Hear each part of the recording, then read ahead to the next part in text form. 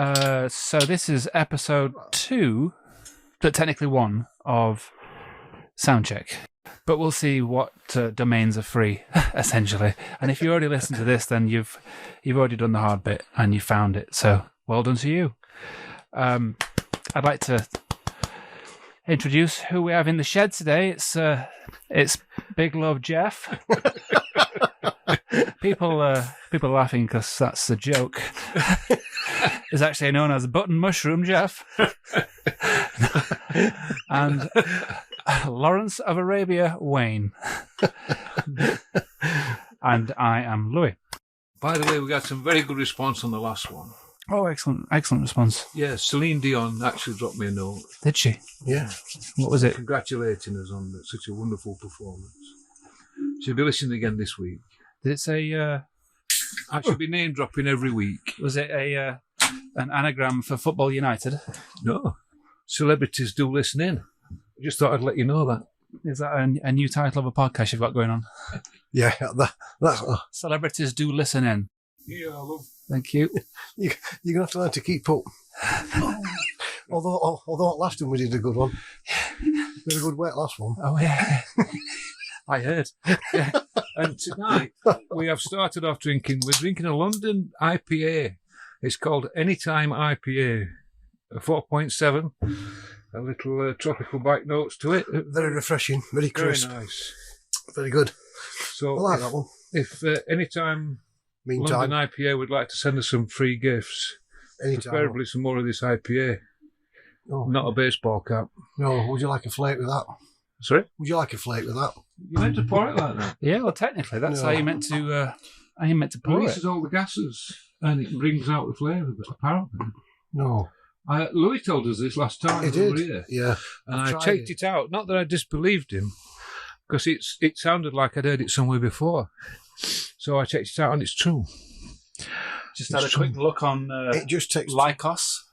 Remember Lycos? Google quick search on Lycos internet. What's that? Exactly. That was one of the first browsers, Oh, right. internet browsers. Or Ask Jeeves. Ooh, which reminds me, Lycos was like a black Labrador.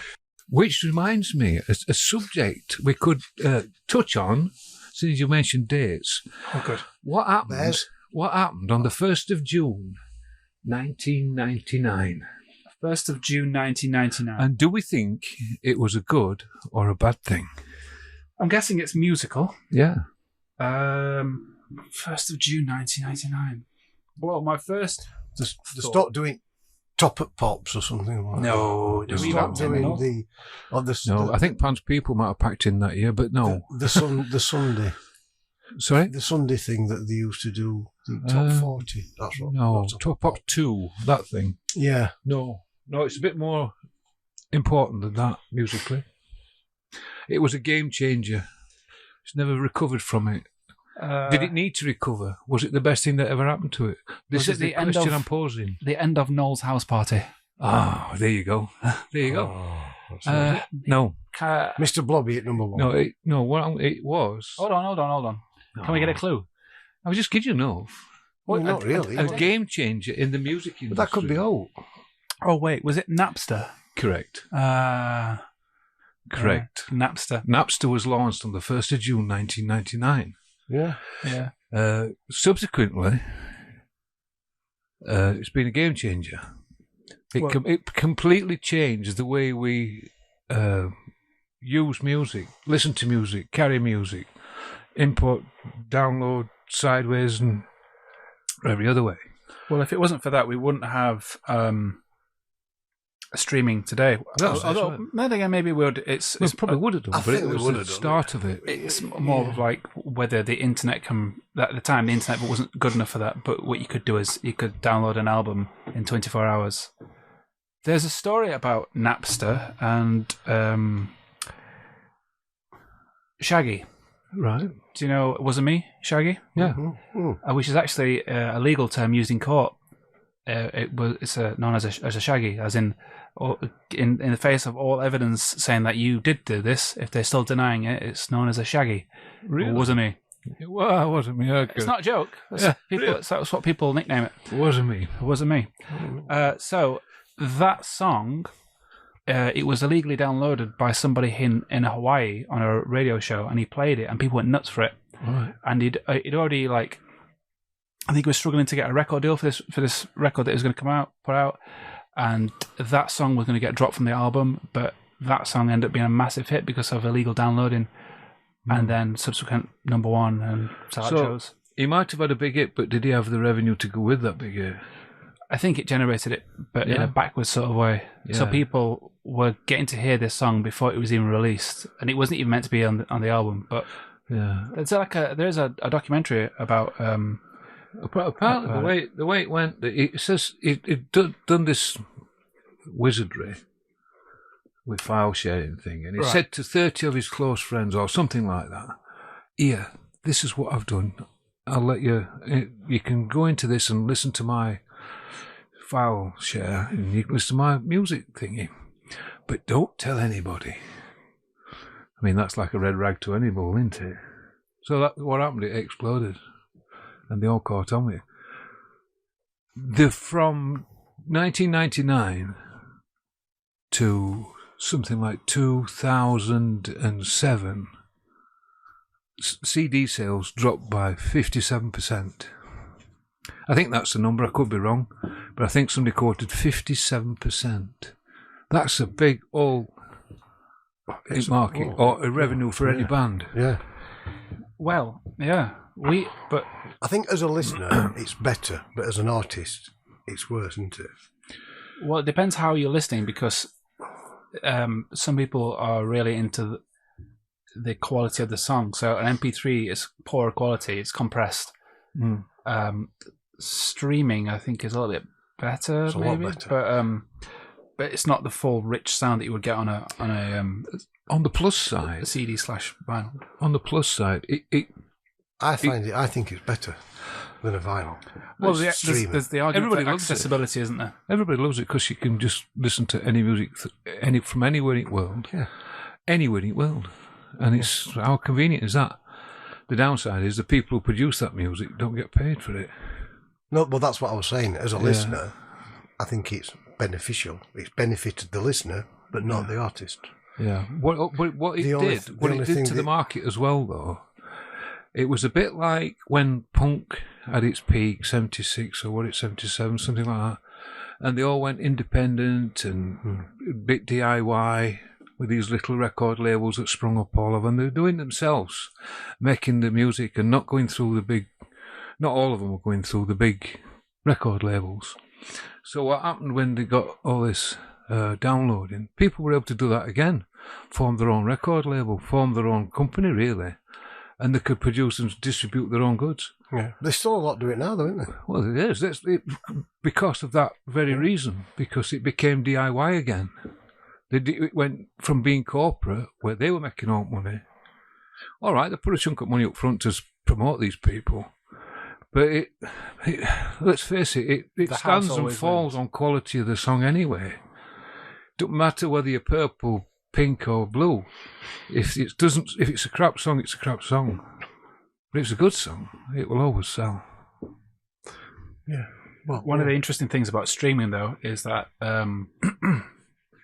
there's been a big notice in that intros to songs are dramatically shorter, and the time it takes for a song to get to a chorus is crazy. Like sometimes they'll just start with the chorus, because they want to get you hooked in as soon as you, because it's so easy to just press skip.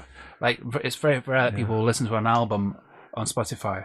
They just skip until the inventor of the skip button. If he'd have patented that, Well, Adele, when she released her latest album, she got Spotify to remove the shuffle button from her album, so she wanted people to listen to that album as it is intended to be recorded. So from track 1 to track 8.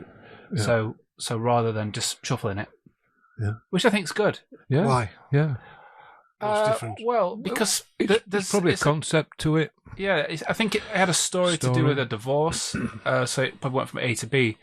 And an artist would have put the tracks in a certain order because that's how they wanted them to be displayed.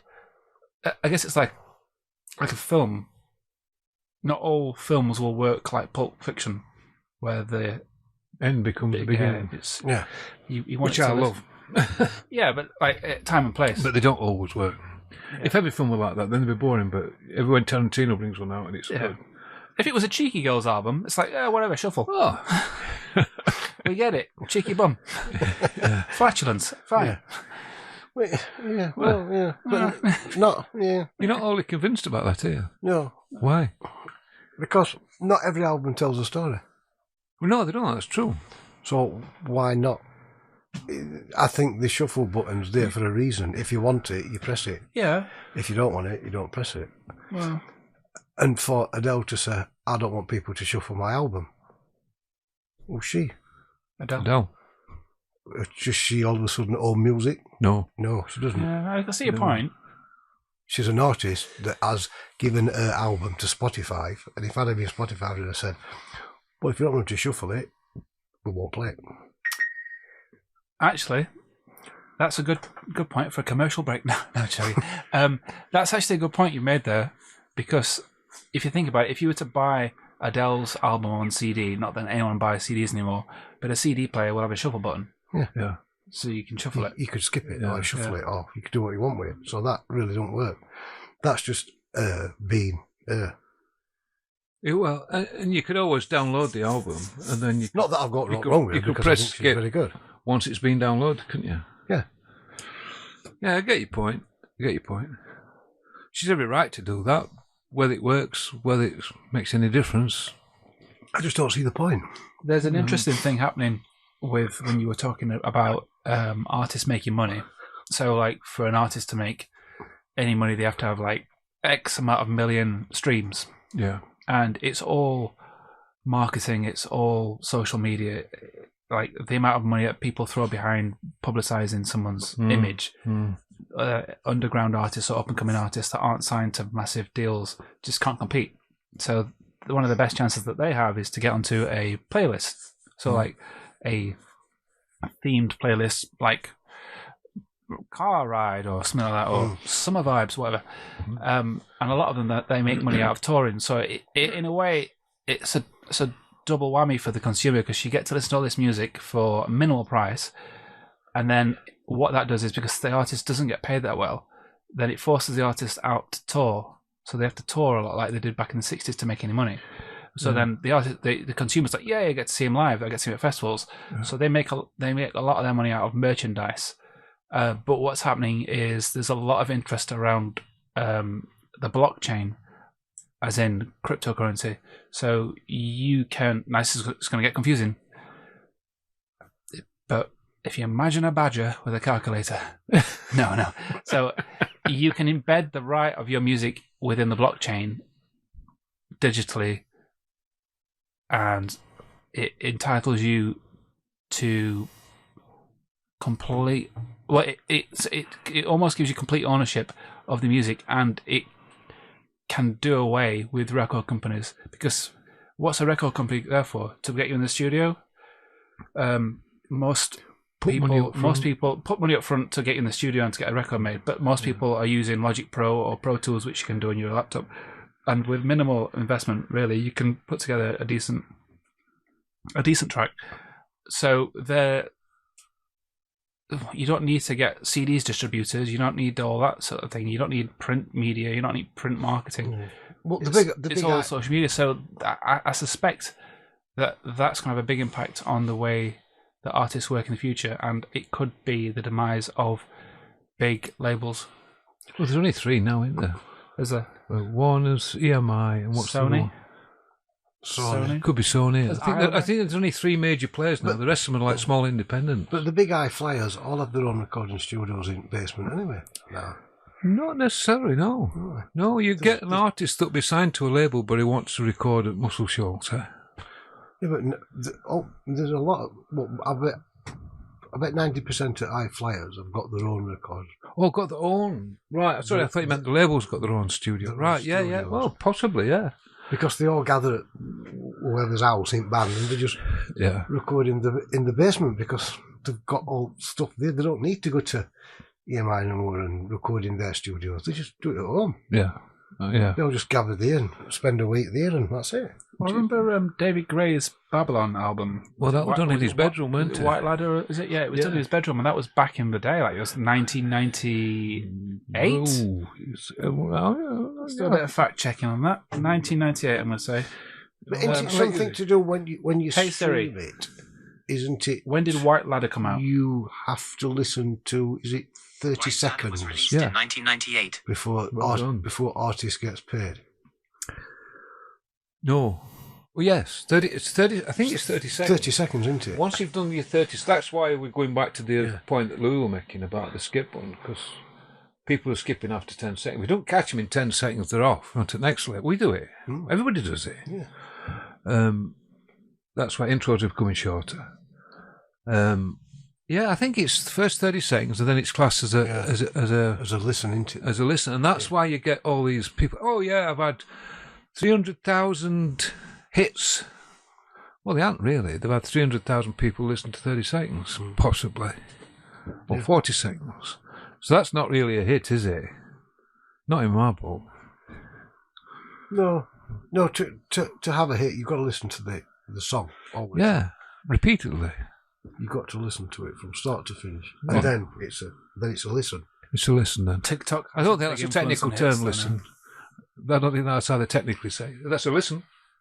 Well, maybe it is. Maybe it is. Maybe it is. Like TikTok has a big influence on music now, so then it'll play a few seconds of a song, and it'll be the chorus, and it gets stuck in your head, and then that will be almost like subliminal marketing for that song, because people use that song because it trends, but they put it in the background of their videos, all sorts of stuff. Yeah, it's a big deal, isn't it? I mean, that's why a lot of the big artists that's knocking on a little bit, they've sold all the back catalogues, haven't they, for millions of pounds, dollars, whatever, to these German corporate companies.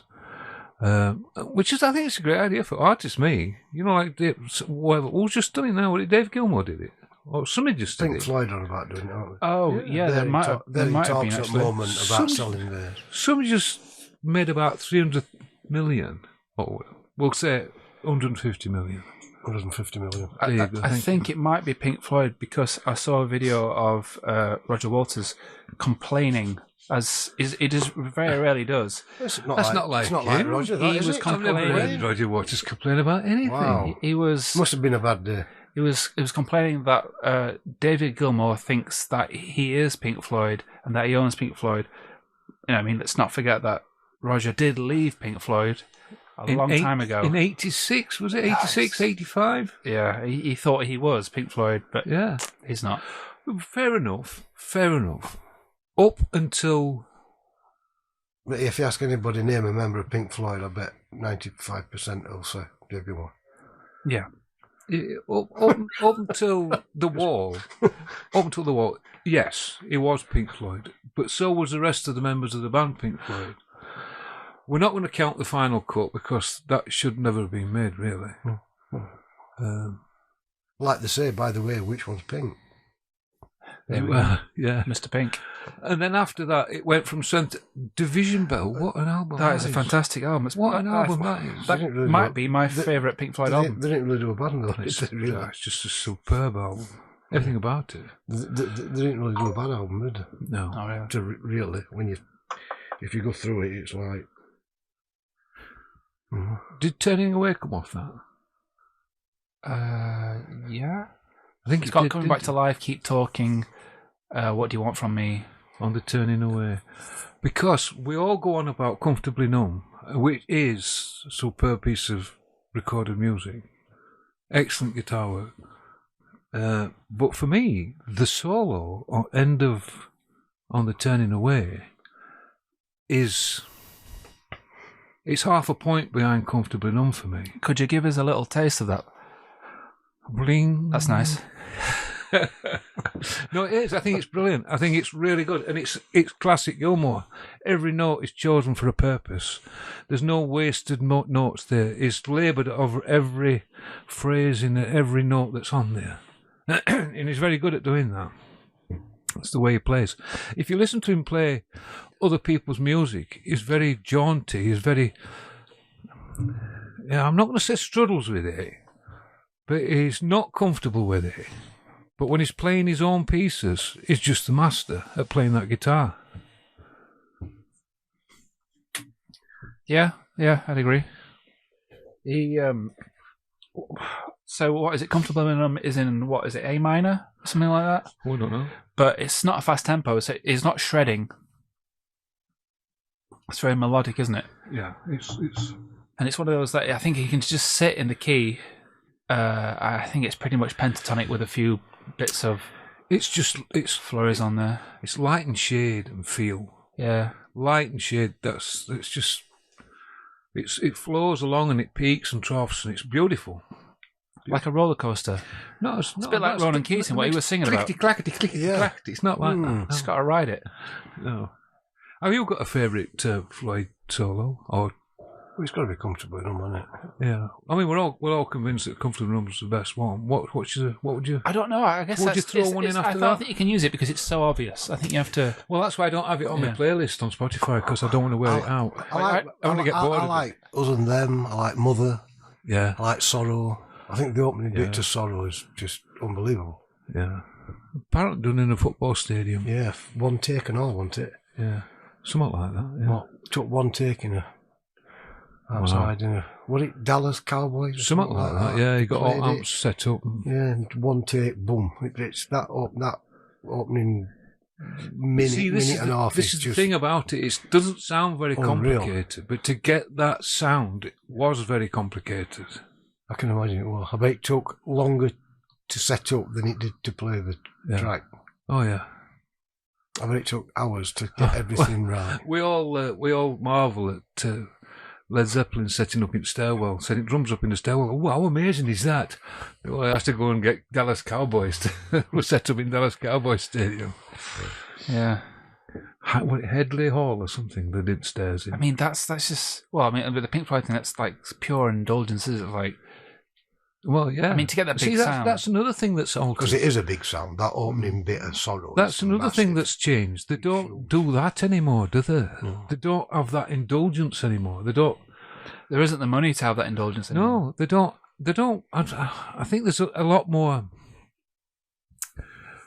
And it sounds so pretentious, so I don't really want to say it, but I'm going to say it because I can't really think of anything. They want to keep it sort of real, and so they do it as not in such a short a space of time as they can do, but they want to keep that instant feel about it. There's not many doing 3 years on an album now. They wouldn't be allowed to do it. I remember there was an interview with Chris Martin from Coldplay, and he was saying when they were doing the second album, they said that they took 3 years on it or something like that, and they were getting a lot of heat, and they lost their bonus to produce, so that they get like a bonus if they can produce the album on the time that they said they were going to produce it, Right. and they lost it because they wanted to get it right. So they took longer. So I think artists are, I mean, they're obviously screwed down with money a lot of the time anyway, so there's an incentive to just bash out music every 1.5 years, 2 years, because it's just not like it was back in the 70s. Times have completely changed. Good. I think for the better. I don't know. I mean, yeah, Because of what? Well, you yeah, can actually, overthink a lot of things, can't? I mean, they didn't get it wrong. Don't get me wrong. I don't think Pink Floyd got it wrong. They didn't. They got it very right. And if it meant for them labouring over something for 3 years, 4 years, then it obviously worked, didn't it? But I think a lot, you can overcomplicate things by overthinking them, can't you? sometimes you can really perform well when you've been given a deadline. If you're I not think given a so, deadline, you can yeah. just swander and not really get down to work. There's a good quote that I heard, and I can't remember who said it. I think it was either you or Picasso, and I think it was Picasso. Oh, right. And the quote is, and I'm probably going to get this wrong, but the quote was something like, inspiration will come, but you have to work at it. You have to work for it. So, and that, what he means is by that is that you can't sit there waiting to be inspired. You have to grab the paintbrush and apply paint to canvas, and you have to work for the inspiration to come. It's not going to come while you sat there scratching your ass. No. You've got to do the work, and that's when the inspiration comes. So you're not going to write comfortably numb if you're not trying to write comfortably numb. Yeah, and the other point you touched on there, if you give somebody enough time, they're going to take that time. Yeah, Well, you've got 4 years to produce your next album. They're going to take 4 years. exactly. They might be able to do it in 4 months, but they'll take 4 years. And some people's best work is done quickly. You hear all these stories. Oh, yeah, we did it in 4 days. We did an album in 4 days. Oh, great. How come you didn't do that before? Or when a song can be written in 5 minutes, like a really famous song. Yeah. That's not always the given, though, is it? No, it's not. But they have to be at the job. They have to be trying to write a song. Sat in front of a pen and paper. And then that's when the inspiration comes. So you have to work for it. Yeah. My favourite, I think, without listening, but off the top of my head, David Gilmore solo, is Coming Back to Life from The Division Bell, because it starts on like a nylon guitar. The song starts and it builds up, and it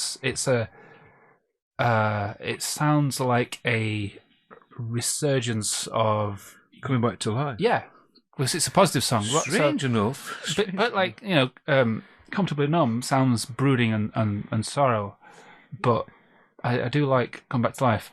I've heard it played once live by a band in the Cutlers. Right. Really? Yeah. Because it's got that big bouncy bass line. Boom, ba-dum. Yeah, they did an alright job of it. Yeah. This is a little pub in Rotherham. What band called? They were called Pink Floyd. No, I don't know what they're called. No. Weren't that Coming good? Back to Life. Yeah. Yeah. I'm just looking at the album tracks now. High Hopes, Lost for Words. That's a good track. Keep Talking. That's a good one. Featuring Stephen Hawkins, the late Stephen Hawkins. The late Steve Hawkins. In fact, there's a solo on that which is good and it uses a voice box. Yeah. Take It Back. Wearing the Inside Out. That's a good track. It's a great day for freedom. Marooned, which is a bit of a classic these days. Poles Apart. What Do You Want From Me? And Cluster One, another good track. I think it's a damn sight better than Pick That Lock. Yeah. Different format, but there you go. Yeah. Didn't we touch on that last time we spoke? Pick That Lock? Yeah. I don't think so. Did we not? No. Well, he had an album, David Gilmour had an album prior, and I don't know if the album was called Island, was it? Or there was a song on it called A Boat Lies Waiting. That might have been his album then, because there's a great track called A Boat Lies Waiting, and it uses like audio from the late keyboardist and his son as a child. But he's actually, David Gilmour's recording studio is a big boat on the Thames. He's on his boat, that's where he lives. It is. Yeah. So he's got his big studio there. So The Boat Lies Waiting. Has he still got that? I know he did. He's not told me otherwise. I didn't think it were on. I thought it were on Avon. It's on a river. What year did Division Bell come out? 1989. No, I'll say 87. 94. Oh, 94. Ooh. Yeah. Odd, isn't it? You've got Division Bell, and then you've also got Nirvana and Oasis, all massive at the same time. Few years, Strange. Yeah. Strange collection of music. I thought it was 80s. Yeah, I did. No, well, I'm sure I've just read that right. Talk amongst yourselves. Hey Siri, when did Pink Floyd's Division Bell come out in the UK?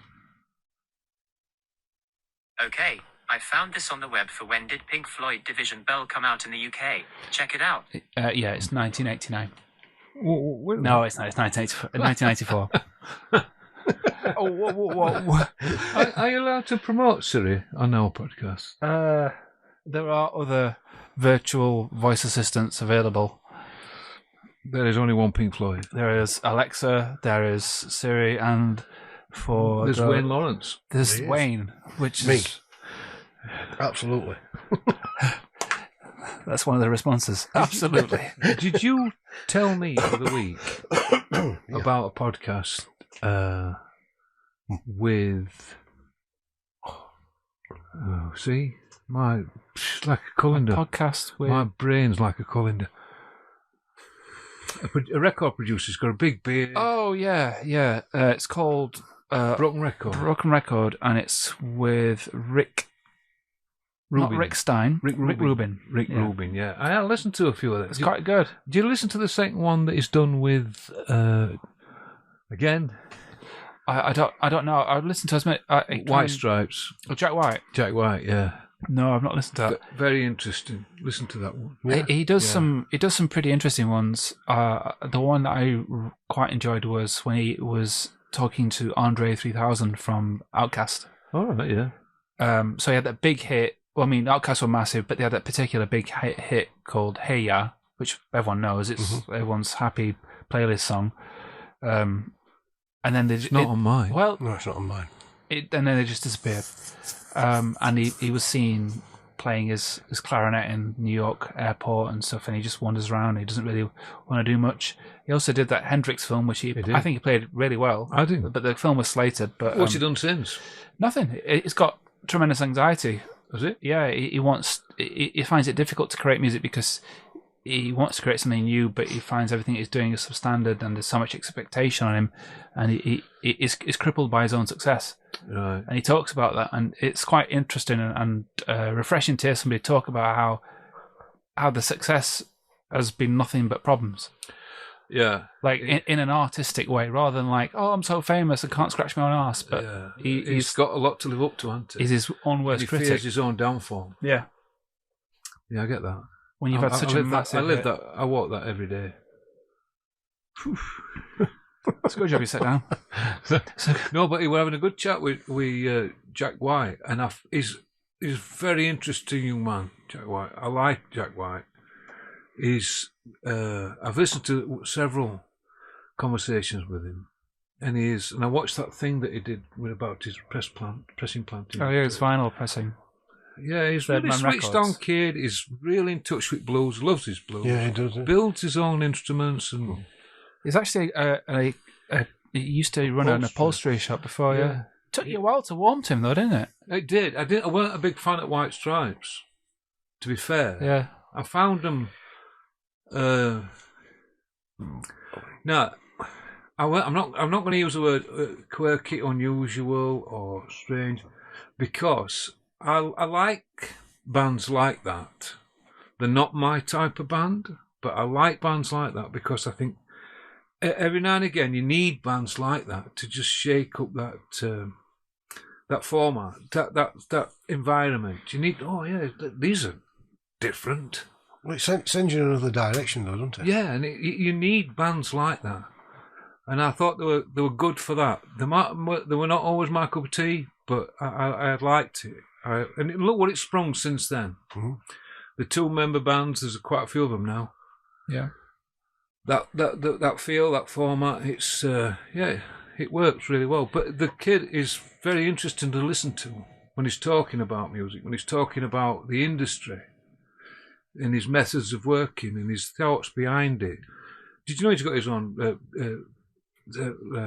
press plant now for pressing albums? No. Yeah, it's very successful. The machinery, he has that's his biggest obstacle, getting the machinery, because nobody makes it anymore.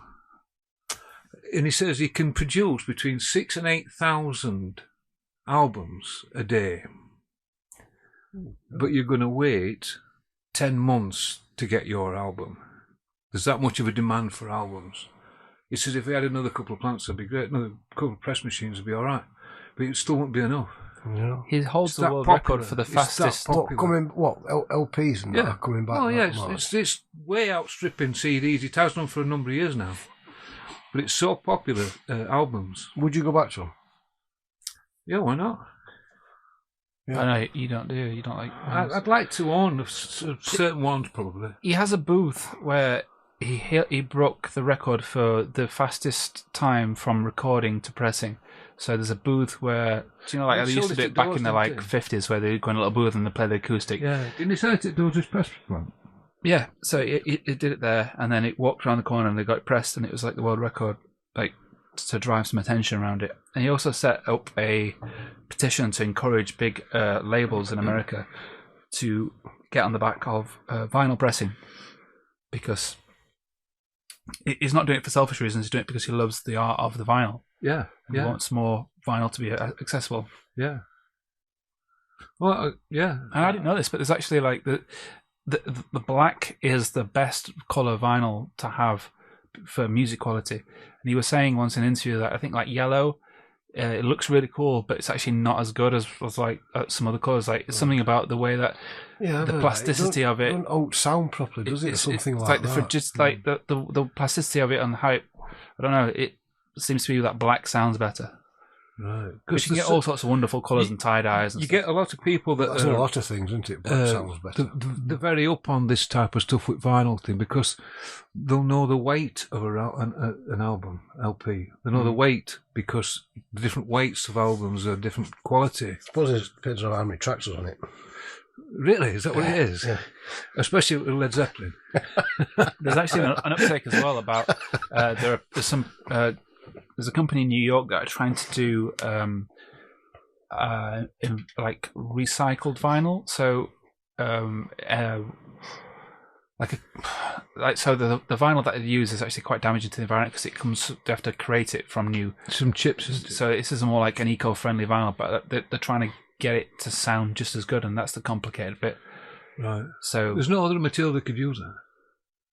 Just doesn't sound as good as vinyl. Yeah. Would you go back to vinyl as much as you stream? No. You wouldn't? No. Because? No, I wouldn't. I like... And it's a generational thing, this.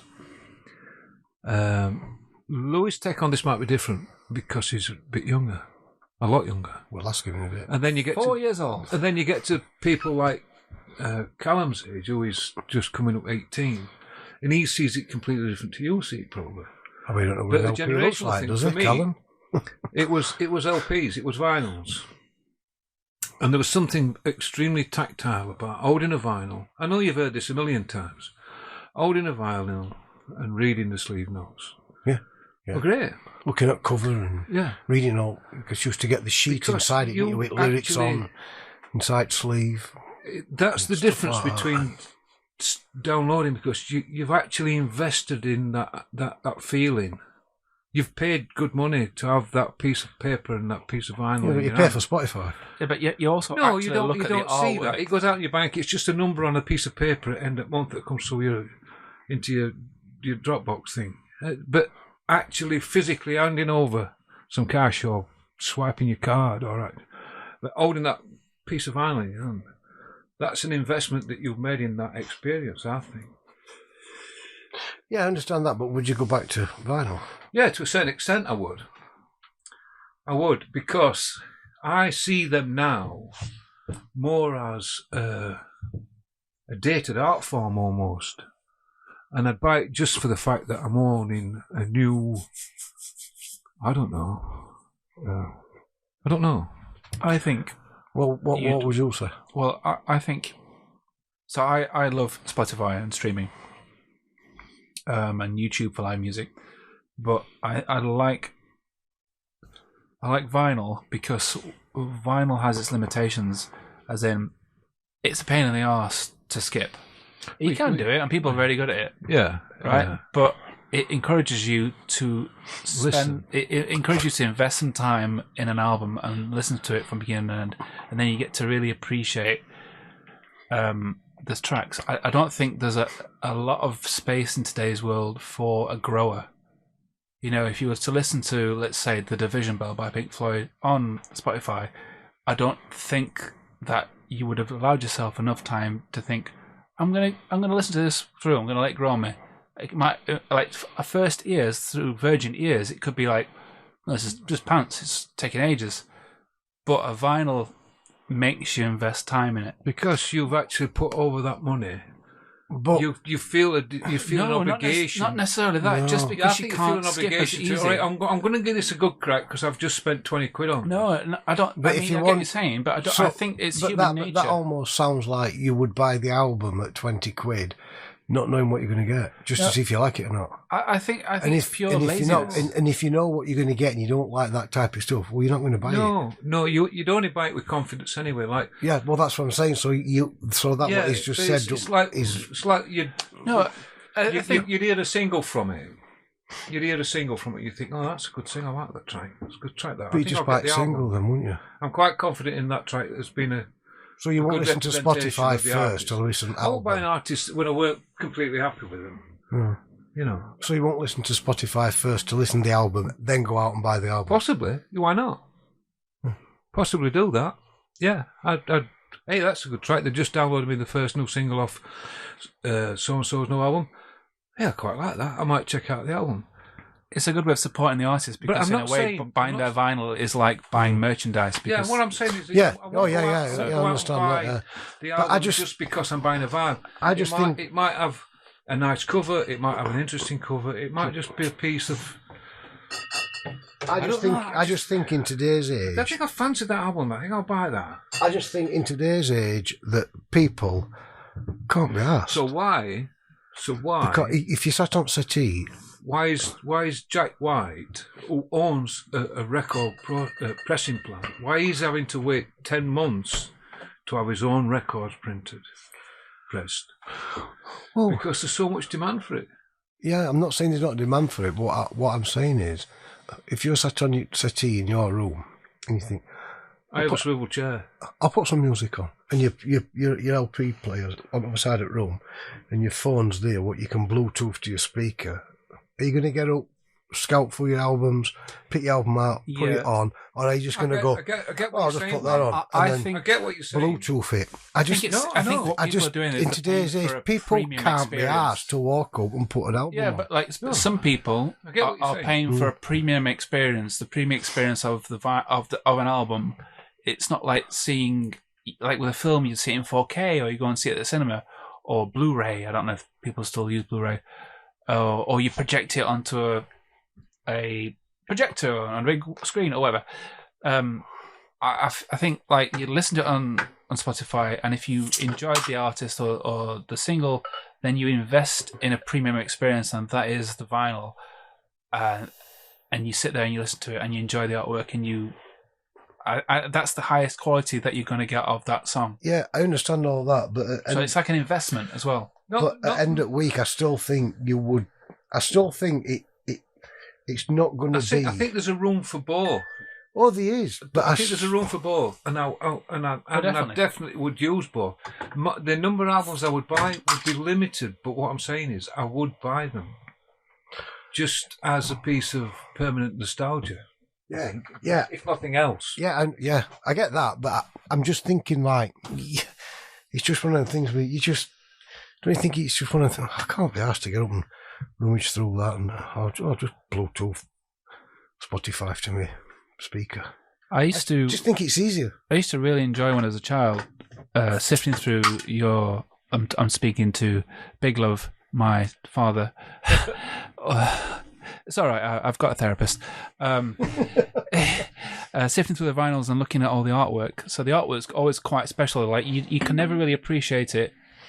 Well, even on a CD, or a cassette. I mean, there's something oddly weird. Yeah, but how many times can you look at that album cover? Well, you're not going to sit there every day. I'm not disagreeing with you. I'm just throwing. It's something about the complete package of enjoying a package of music. Just being my normal negative self. Well, it's fine. It's open. That's the beauty of opinions and debates. I would like to get the gatefold, the wall, and open it up, frame it, put it on the wall. Yeah. It's great. Yeah, it is. I'm not disagreeing with you. I'm just.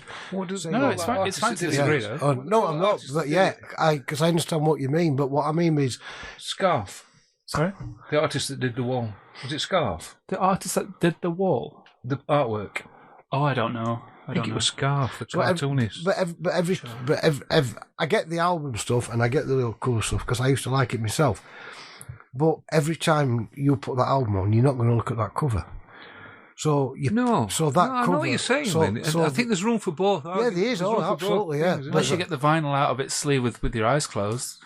Ooh. And then how do you know you've picked the correct album? You might have put something like Thomas the Tank Engine. There's always that danger. Absolutely. Or something even worse like Cheeky Boys. Cheeky Boys. I've not heard that album. Scarf. Gerald Scarf did it. Thank you. It's more musical than it was last time. Yes.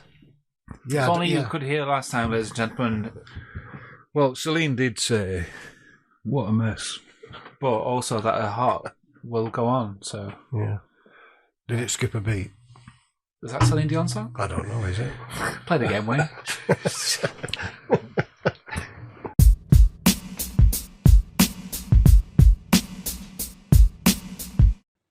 And that was the end of that chapter, the first episode of Soundcheck complete. I hope you enjoyed it. There may have been a few strange noises. This is an early stage in the process. There will have been some face scratching, some banging, some pops and claps, some heavy breathing from some of the senior members of this podcast. I can only apologise. But if you stick with us, things should improve. And to sign us out, I'm going to click a random loop that I found on this website. Enjoy, and I will see you next time.